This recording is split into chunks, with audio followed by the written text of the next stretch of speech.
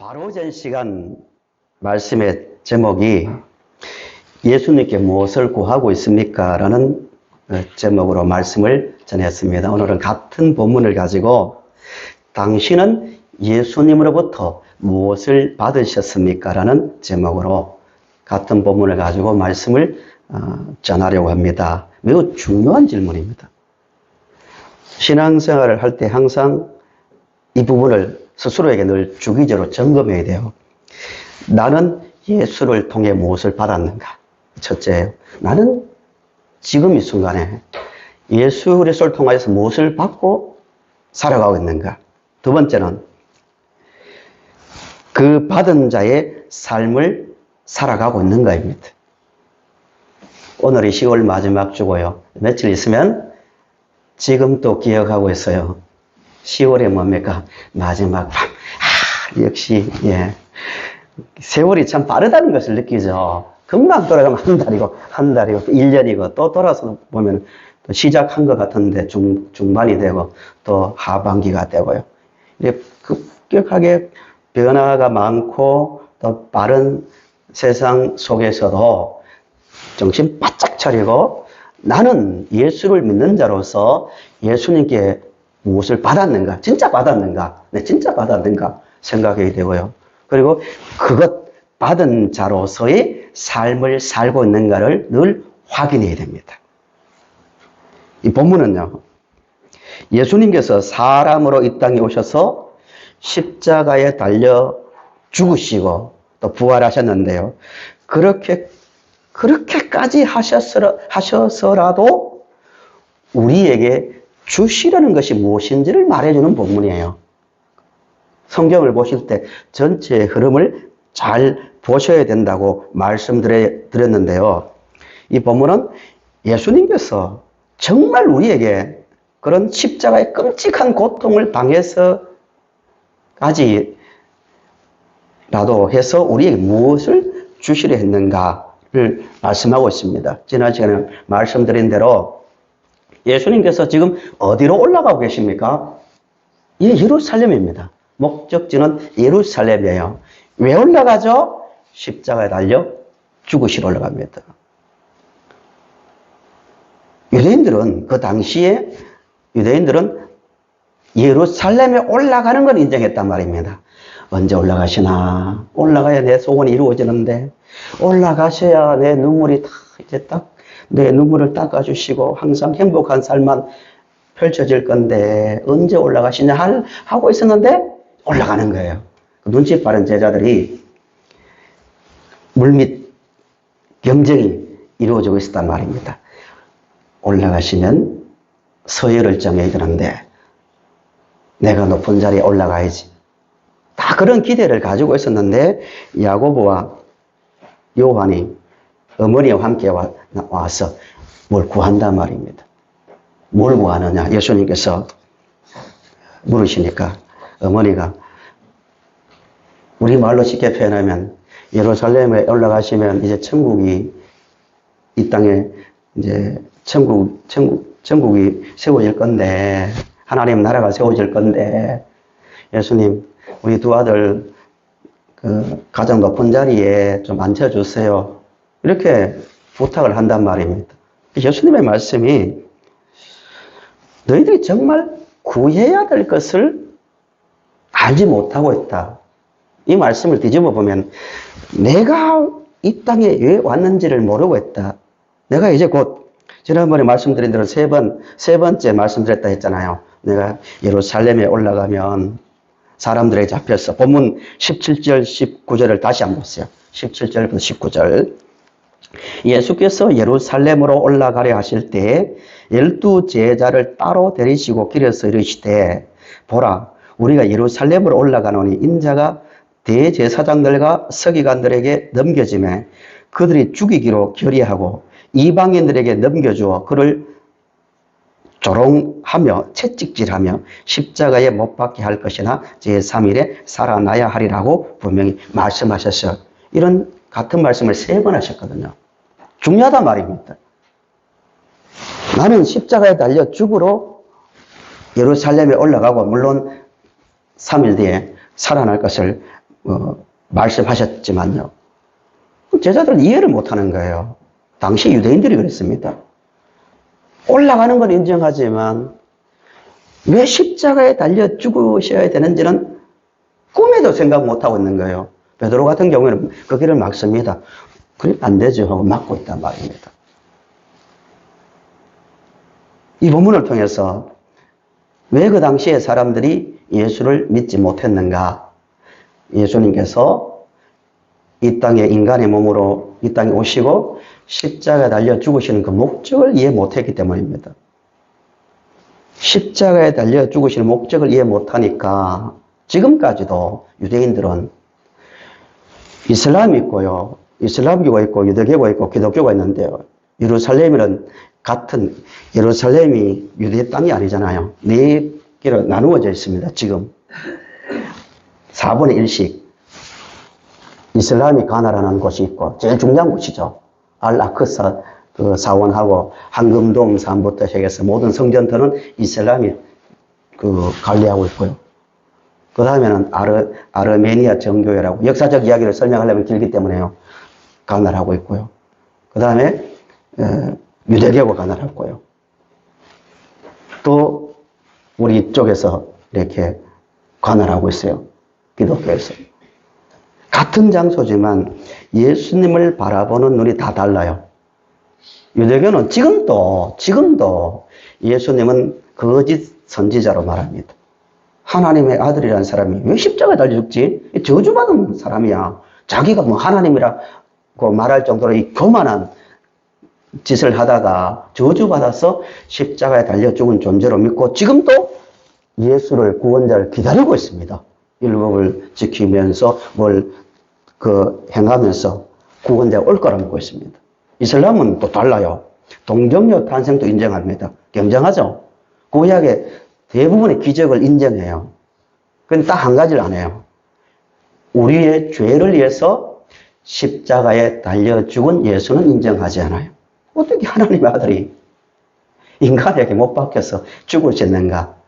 그런 신을 우리가 왜 섬기는가? 인정하지 않습니다. 그러니까 굉장히 존중은 하지만 그 죽음 자체를 인정하지 않아요. 죽지 않았다 봅니다. 그런데 우리는 예수님께서 십자가에 달려 죽으신 것은 우리의 죄를 위해서다 라고 믿고 있잖아요. 핵심이잖아요. 예수님은 우리의 죄를 대속하기 위해서 이 땅에 오셨습니다. 믿으십니까? 너무 당연한 거죠. 이 사실을 확실하게 받아들여야 됩니다. 그런데도 제자들과 당시에 무리들은 그 예수를 전혀 이해 못했습니다. 바로 뒤에, 본문 바로 뒤에 예수님께서 예루살렘에 들어가시는 장면이 나오죠. 호산나, 호산나 하고 얼마나 열광적입니까? 자기 옷을 깔아주고 종려가지 나무를 꺾어 손들고 호산나, 호산나 목이 터져라 외쳤습니다. 그 장면은요, 칭찬받을 장면이 아니고 본문과 똑같이 연결되어 있는 거예요. 본문은 제자들이 예수님께서 이 땅에 오셔서 십자가에 달려 죽으셔야 될 것을 이해 못했다는 것이고, 바로 뒤에 나오는 21장에 나귀 타고 들어가실 때 호산나 호산나 하고 외쳤던 무리들이 예수님께서 이 땅에 오신 목적을 몰랐다는 거예요. 그래서 돌아선 거예요. 나중에 이 흐름을 잘 보셔야 됩니다. 성경을 보실 때 단어 하나까지 놓치지 말라고 말씀드렸잖아요. 예수님께서 십자가의 고통이 얼마나 큰지 겟세마네 동산에서 기도하는 장면을 지난주에 말씀드렸잖아요. 내가 고민이 된다. 너무 힘든다. 제자들에게 말했습니다. 십자가 앞두고 너무 힘든다고 말했어요. 그리고 기도하실 때도 하나님, 아버지, 정말 하나님 할 수만 있다면 이 십자가를 안 지고 좀 인간을 구원하는 방법이 없습니까? 라고 그런 기도를 했습니다. 왜 이렇게 상세하게 예수님께서 기도하는 내용과 장면을 다 말하고 있을까요? 한 가지예요. 목적입니다. 목적. 왜 십자가를 지셨는가를 말하고 싶은 거예요. 예수님께서 십자가를 앞두고 고민된다, 너무 힘든다, 죽을 것 같다 라고 말하는 그 인간적으로 보면 나약하잖아요. 어떤 사람들은요, 정치적인 문제로, 또 세상적인 문제로 자기 몸에 휘발유를 끼얹고 당당하게 죽음을 맞이하는 사람이 있잖아요. 예수님은 십자가라는 죽음 앞에서 인간적 표현으로 벌벌벌 떨고 있습니다. 힘들어하고 있어요. 왜 그러는가? 목적을 말하거든요. 목적. 그 목적이 뭐예요? 십자가의 죽음은 어떤 죽음이라고요? 그냥 죽음이 아니에요. 육체적 죽음이 아니란 말입니다. 정신적 죽음이 아니라 하나님으로부터, 전능하신 하나님으로부터 버림받는 죽음이란 말입니다. 그 영적 고통 때문에 괴로워하는 거예요. 단지 물론 육체적 고통이 살이 찢겨지고 손과 발에 못이 박히고 채찍에 맞는 고통 끔찍하죠. 정신적 고통도 끔찍하죠. 사실은 다른 사람도 아니고 제자들이 배신하고요. 호산나 호산나 했던 사람들이 십자가 위에 있는 예수님을 보고 조롱하잖아요. 뭐 저런 사람이 다 있냐. 참 뻔뻔하다. 좀 이제라도 자기가 거짓말했다고 인정해야지. 자기도 못 구원하면서 뭘 구원자라고 말하느냐. 조롱당하는 그런 정신적 고통 때문이 아니라 그런 고통도 힘들지만 자기가 하나님으로부터 버림받는, 왜 하나님으로 버림받는가를 또 배워야겠죠. 본문 28절을 보세요. 결론 구절이죠. 28절을 다시 한번 읽어보실까요? 시작.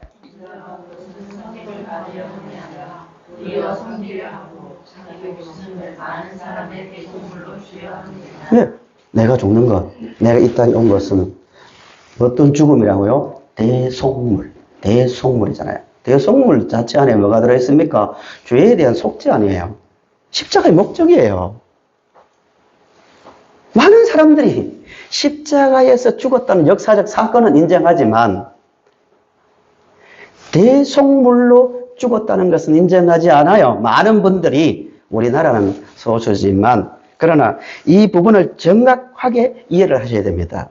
마태복음의 기록의 목적입니다. 예수님은 나의 죄를 위해서, 우리의 죄, 인류의 죄를 대신 짊어지고 죄인으로 십자가에 달리기 때문에 누구로부터 버림받습니까? 하나님으로부터 버림받는 거예요. 하나님은 죄 있는 자와 함께 할 수 없기 때문에 예수님은 죄인으로 죽는 겁니다. 여기가 이해하시겠죠? 당연한 거죠. 공생애의 시작도 세례잖아요, 세례. 왜 세례 받습니까? 죄 없는 예수님이 왜 죄인이 받는 죄 씻음의 세례를 받습니까? 모든 죄를 대신 짊어지러 오신 분임을 말하기 위해서입니다. 마지막 순간에도 십자가에 달리셨을 때 하나님 앞에 기도할 때 어떻게 기도하셨습니까? 하나님, 제가 해냈습니다 하고 이유 있는 모습을 보였습니까? 아버지, 나의 하나님, 어찌하여 나를 버리셨습니까? 라고 분명히 말합니다. 버림받은 거예요. 누구 때문에? 우리 때문에, 우리 죄 때문에 예수님은 하나님으로부터 버림받은 겁니다. 기도하실 때요. 예수님께서 겟세마네에서 기도하실 때 어떻게 기도합니까? 하나님, 이 방법밖에 없습니까? 아버지, 할 수 있다면, 할 수만 있으면 이 십자가라는 잔을 좀 나에게서 지나가게 해달라고 기도했습니다. 왜 기도의 그 내용들을 깨도 되는데 30년, 50년 전에 사건을 생각하면서 그 기도를 했다라고 굳이 기록했냐고요. 왜 기록했다고요? 십자가 외에는 인간의 죄를 씻어낼 수 있는 방법이 있나요, 없나요? 없다는 것을 말하는 거예요. 하나님 입장에서. 하나님, 다른 방법 없습니까? 인간 구원하는 다른 방법 없습니까? 율법으로도 안 됩니까? 아니면 그냥 각 나라에서 착하게 사는, 도덕적으로 사는 자, 그런 방법이 안 됩니까? 안 되니까, 안 된다는 것을 말하고 싶은 거예요. 기도문을 통해서. 그래서 아버지 뜻대로 해달라고 이제 마지막에 기도하셨죠.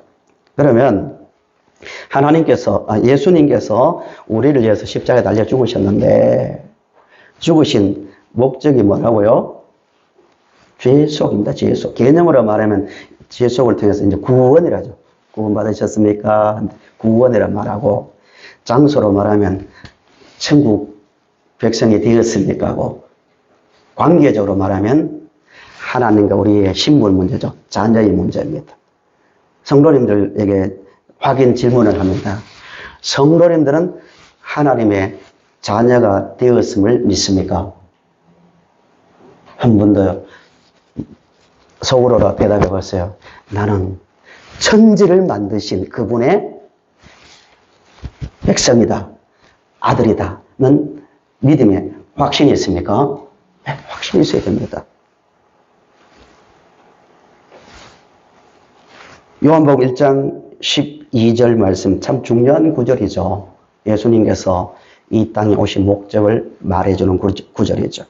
영접하는 자, 곧 그 이름을 믿는 자들에게는 하나님의 뭐가 된다고요? 자녀가 되는 권세를 주셨다고 분명히 말씀하고 있습니다. 이 말씀을 뒤집으면 예수를 믿지 않는 자는 하나님의 자녀라는 말입니까? 아니란 말입니까? 아닙니다. 십자가를 통해서 우리는 하나님의 자녀가 될 수 있는 겁니다.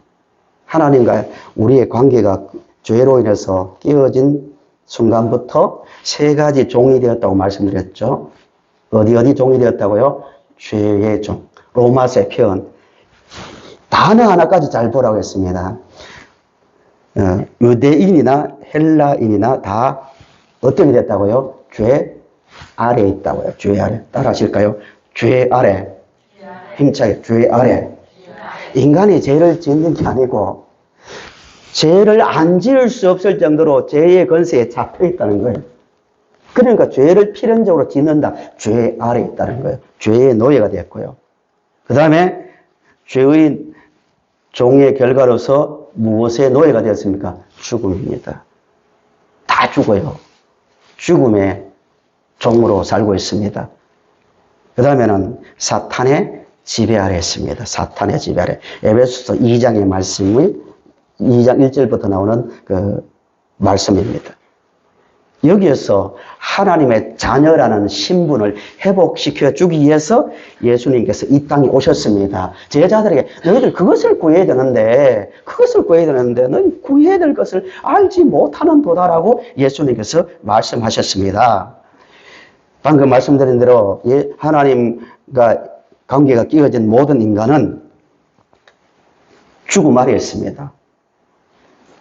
육체의 죽음을 말하는 것이 아닙니다. 여기서는. 물론 육체의 죽음도 왔지만 존재의 죽음, 존재가 죽었다는 겁니다. 하나님과 인간의 관계가 끼어진 상태를 존재의 죽음이라 합니다. 그 죽음 현상이 뭐냐면요.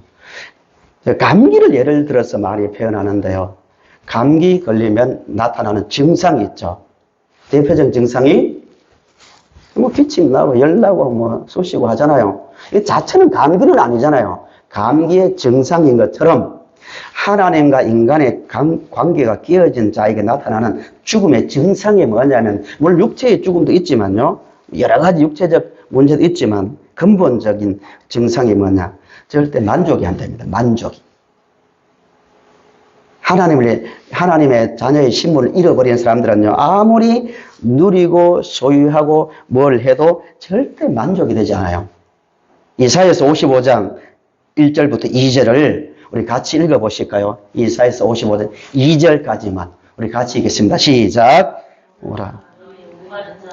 물로 나오라. 돈 없는 자도 오라. 너희는 와서 사 먹되 돈 없이 값 없이 와서 포도주와 젖을 사라. 너희가 어찌하여 양식이 아닌 것을 위하여 은을 달아주며 배부르게 하지 못할 것을 위하여 수고하느냐. 어떻게 보면 세상 사람들 앞에서 이런 말하면 굉장히 극단적으로 보이잖아요.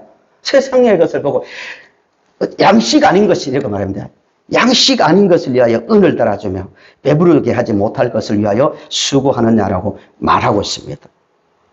하나님을 떠난 모든 인생은요, 하나님의 자녀의 신분을 회복하지 못한 모든 인생은 목마른 인생이고요. 아무리 모든 것을 소유하고 누려도요, 절대 만족할 수 없고요. 결국 그렇게 살다가 영원한 어둠에 처하게 된다는 것을 성경은 분명히 말씀하고 있습니다. 지난 시간에 말씀드렸지만 요즘 AI, 인공, A가 인공이라는 영어 약자고 I가 이제 인텔리전스라고 이제 지능이란 말이죠. 인공으로 만든 인공지능 시대가 되었습니다. 전 전문가가 아니기 때문에 여러 책자를 보고 이 부분을 말씀을 드리는데요. 이런 전문가의 말을 듣고 읽어보면 인공지능의 수준이 어디까지 왔냐면요. 불과 2년, 3년 전까지는 인공지능이 모든 세상의 모든 데이터를 종합하잖아요. 이세돌 씨가 바둑을 떴는데 한 번 이긴 것을 뭐 기적처럼 말하잖아요. 그 이후엔 다 졌습니다. 그 당시에인데 지금은 너무 그 인공지능의 수준이 높아져가지고 인간의 지능과 비교가 안 됩니다. 지구상에 있는 모든 데이터를 다 넣어놨거든요. 심지어 설교도요. 휴대폰 검색해서 쳐보세요. 딱 치면요. 쩌르르 다 나옵니다. 모든 재료를 다 넣어놨으니까. 여기 주협에 어떤 목사님이 계시는데 제가 한 번씩 뵈러 가요. 근데 그 사모님께서 서울의 인류대에 영문학과를 나오시고 상담학을 전공하셨어요. 며칠 전에 들은 이야기예요. 책도 내시고 하는 분인데 그분이 상담에 대해서 이제 자기 고민 때문에 AI에 관련된 GPT를 하죠.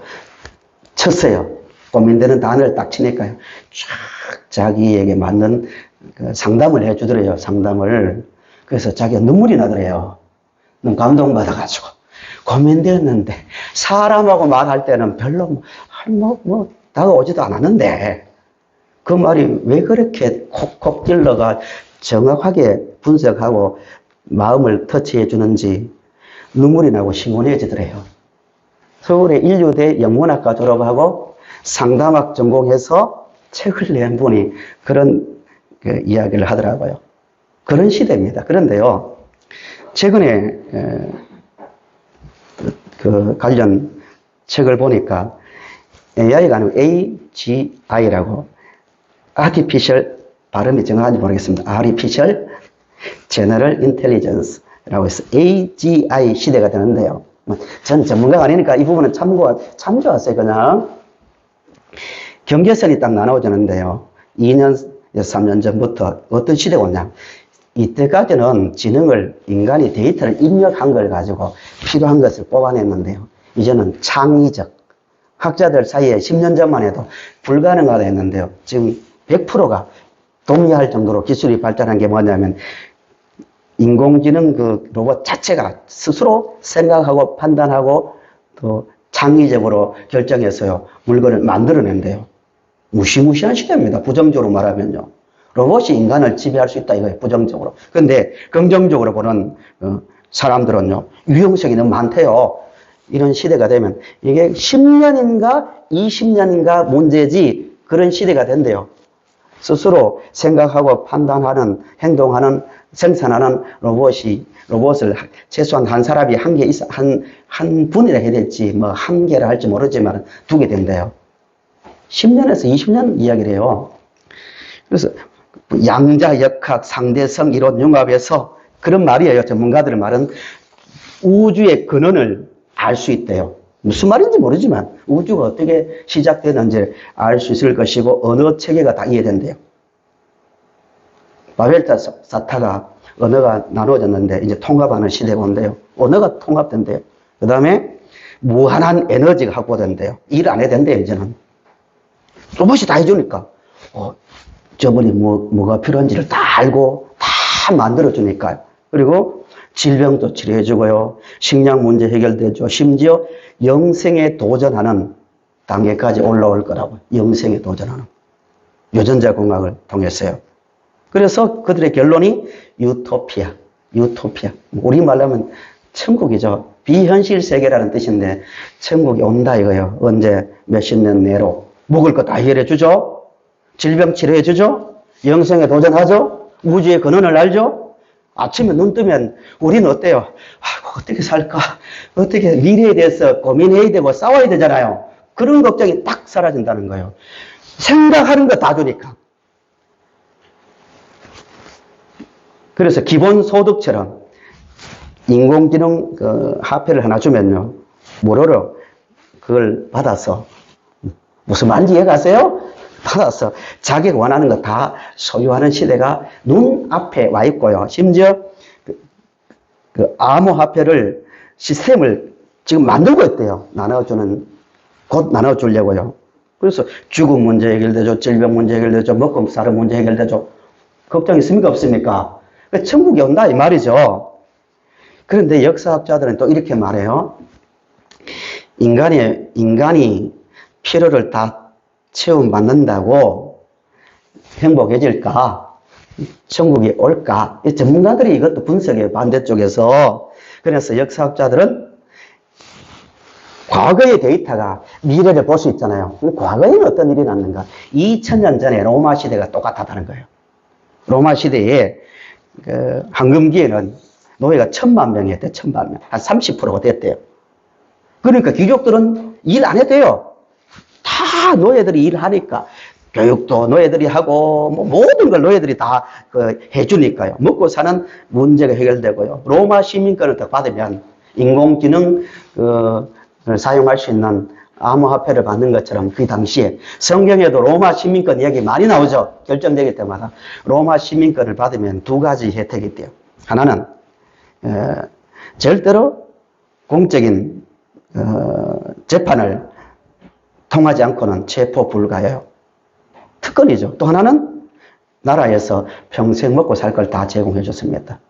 특정층이지만.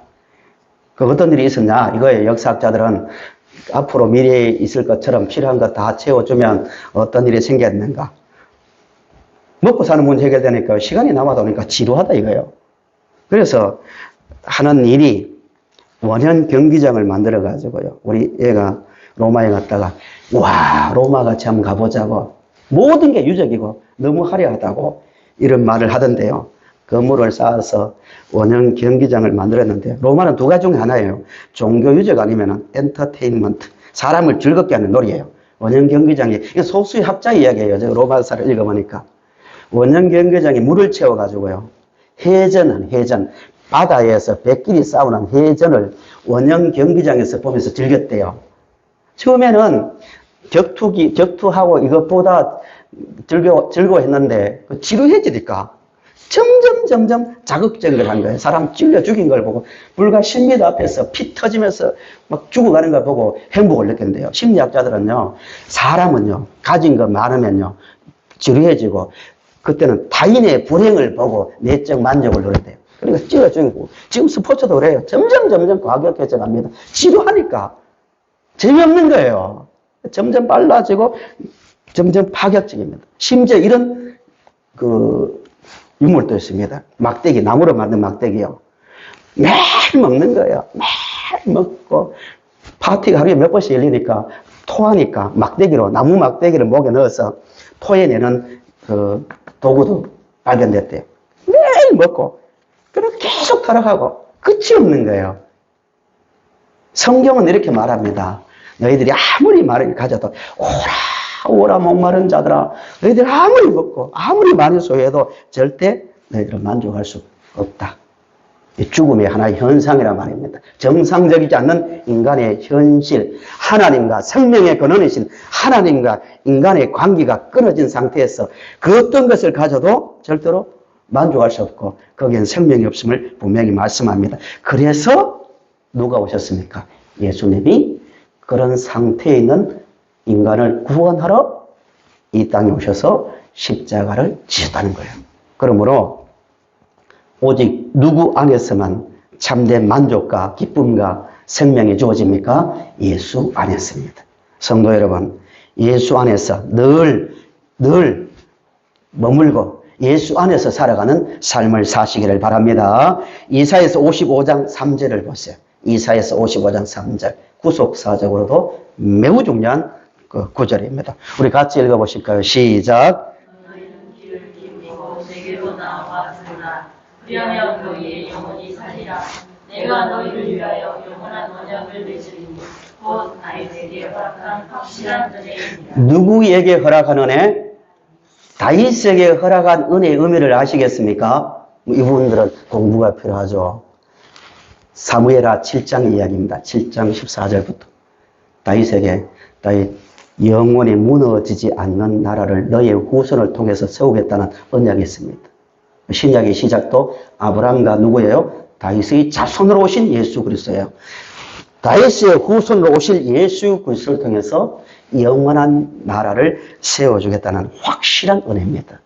예수 그리스도를 통한 구원이죠. 이 말씀을 정리합니다. 말씀의 결론입니다. 다시 질문합니다.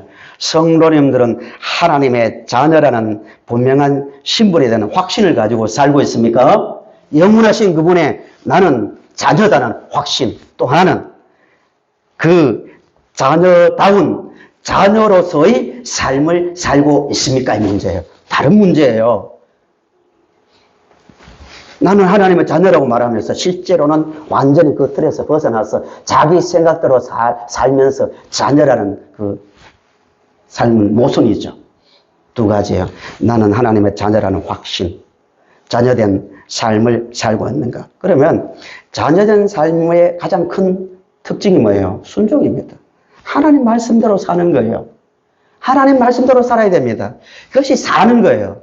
따라합시다. 하나님의 말씀대로 살아가자. 예. 전도서를 가지고 이 말씀과 설교를 이제 정리합니다. 전도서는 뭐에 관한 책입니까?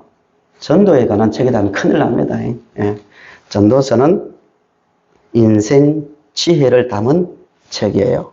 코헬렛 편집된 모아놓은 책인데요. 전도서의 시작은 이렇습니다. 헛되고 헛되며 헛되고 헛되니 모든 것이 헛되다라고 헛됨을 말합니다. 내가 지혜를 가져봤고 지식과 예술과 쾌락과 고상하다고 하는 문화와 철학과 모든 부를 누려봤지만 다 헛되다 이렇게 말합니다. 목사님 그러면 기독교는 뭐 성령은 희락의 좀 기쁨이고 뭐 감사라고 하는데 성경은 왜 이렇게 허무를 말합니까? 염세적으로 이렇게 뭐 세상적인 거 다 허무하다 쓸데없다 왜 이렇게 말합니까? 전도서는 그렇게 끝나지 않아요. 전도서는 세상 것이 별 것 없다, 허무하다는 것이 아니고 가장 현실을 잘 보여주는 책이 전도서입니다. 현실을 똑바로 알고 살라. 이게 지혜다는 거예요. 결론이 뭐냐? 진짜 인간답게 사는 방법. 12장 13절에 13절.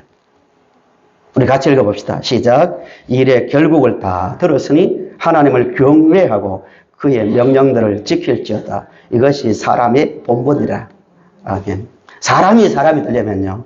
누구의 말씀을 지켜야 된다고요? 하나님 말씀을 지켜야 사람이 되는 것이고 사람답게 살 수 있는데요. 그렇게 살려면 11절이 되어야 됩니다. 적용할 문제예요. 오늘 설교를 들으셨는데 적용할 문제입니다. 11절. 마지막으로 한 번 더 읽겠습니다. 시작. 지혜자들의 말씀들은